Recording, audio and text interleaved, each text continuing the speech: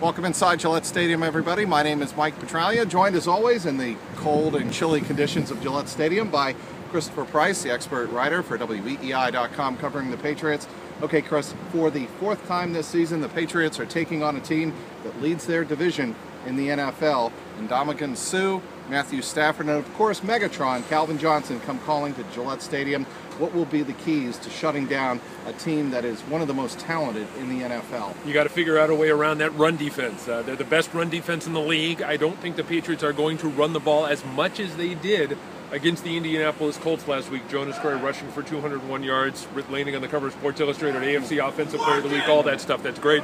But at the same time, I think that you have to manage your expectations when you're going up against a team like Detroit. I think one of the things you look for, at least on the offensive side of the ball, if you're the Patriots, use some of that aggression against them. We talked about that before. Some play action, some misdirection, some fakes. You try and get that work and try and loosen things up inside for that passing game. The Detroit front seven is really good. There's some soft spots in that secondary I believe that can be exploited. All right, Darrelle Revis was asked inside the locker room today when we spoke to him if he's looking forward to the challenge of potentially going one-on-one against Megatron, Calvin Johnson. You pointed out, Chris, that may not even be the case per se. It may be Brandon Browner. Yeah, I think it's going to be interesting because right now we can talk about Calvin Johnson, Megatron being as good as he is and being as impactful as he is. But honestly, you look at the Lions over the first 10 games, Golden Tate has been a more impactful player for that passing game than Calvin Johnson has been. So I think that the Patriots might be more inclined, at least as it stands right now. Obviously, they're going to mix and match, and they're not just going to play single man all the time, but they're going to do some mixing and matching. I wouldn't be surprised if we saw a combination of coverages that include Revis going up against Golden Tate and Brandon Browner going up against a bigger guy like Megatron. All right, Golden Tate was somebody Bill Belichick spoke about.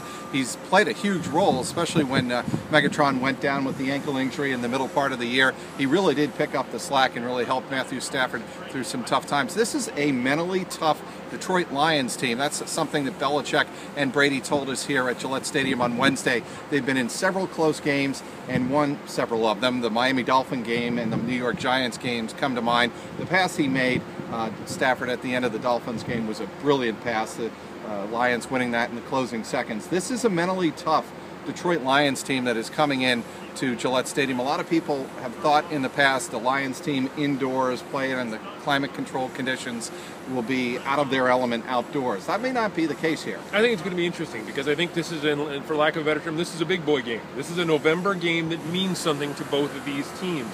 And I think the idea that the Lions can go outside and put together a consistent 60 minutes of football, both Tom and Bill said that they're a mentally tough team. At the same time, they've struggled at times on the road. I think this is going to be a really good test for a young team to see if they can take it to the next level.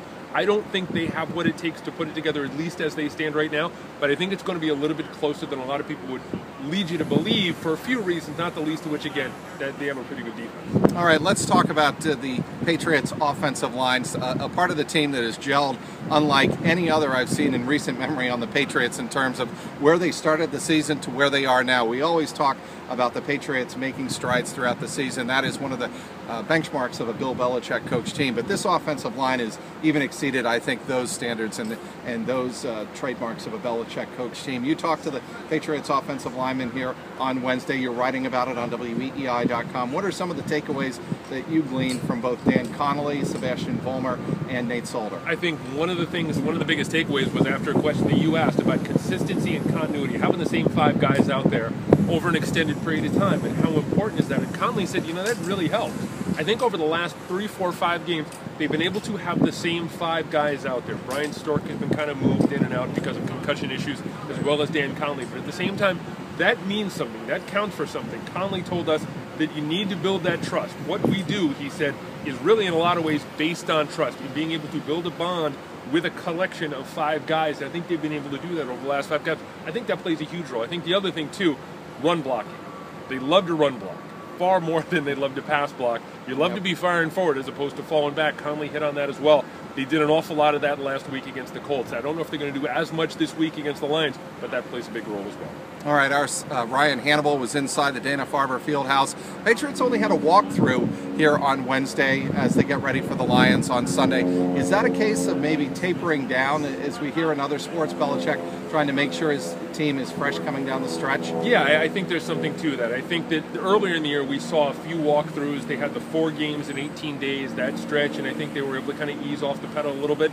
I think we're seeing some of that this week as well. I think it's more about, not to take the focus off the Lions, but it's more about rest, recuperation, and getting your body right for that stretch drive. Nose tackle Silver Salinga, who was on the injured reserve but designated for return status, as Ryan Hannibal reported, was out on the walkthrough field today with the team. So that means what, Chris, in terms of his availability Sunday and possibly going forward? He's got a 21-day window. They have a 21-day window to activate him to the 53-man roster. If they do not, he is fundamentally lost for the season. So they have 3 weeks to kind of decide whether or not he could play. I wouldn't be surprised if they do not activate him this week, but do activate him going forward. He's one of those guys who I think has flown a little bit under the radar. I think he's an excellent complementary player when you line him up next to Vince Wilfork at that defensive tackle spot when they're in a 4-3. I think he's a very good player, and I think he is going to be able to help out that run defense. Obviously, they're getting contributions from the rest of the guys up front, but at the same time, I think he's going to figure into the mix sooner rather than later as well. All right, it'll be a little bit warmer, actually, on Sunday than it is now. A little chilly now here at Gillette Stadium, but we're looking at sunshine, mostly clear skies, and temperatures in the mid to upper 40s for Sunday. What do you think happens? I think New England ends up winning this game. I think Detroit has made substantial gains on both sides of the ball, but I don't think they're ready for a game of this magnitude. Detroit cannot run the ball. It's important to note that Detroit really can't run the ball. They've struggled to run the ball. They're one of the worst running teams in the league. And we saw what happens, by the way, on Sunday night when you don't run the ball. Exactly, and I think that's going to come into play. I think they're going to get the yard. I think Detroit's going to get their yards. I think Calvin Johnson's going to get yards. I think Golden Tate's going to get yards. But I think in the end, it's not going to be enough to overcome this team. The other thing, too, they do a really poor job in pass protection. And I think this is going to set up as a situation where we talk about the Patriots pass rush, and we talk about how they've struggled a little bit without Chandler Jones. This sets up to be one of those games where Ninkovich has a couple of sacks or someone else is able to kind of step to the fore and be the pass rushing presence they need against a pretty bad Detroit offensive line. All right, Ryan Hannibal, yours truly, and Christopher Price will all be on site here at Gillette Stadium Sunday as the Patriots look for their 7th straight win, look to go to 9-2 on the season, take a step closer to that #1 seed in the AFC. Inside Gillette Stadium, for Christopher Price, I'm Mike Petraglia, WEEI.com.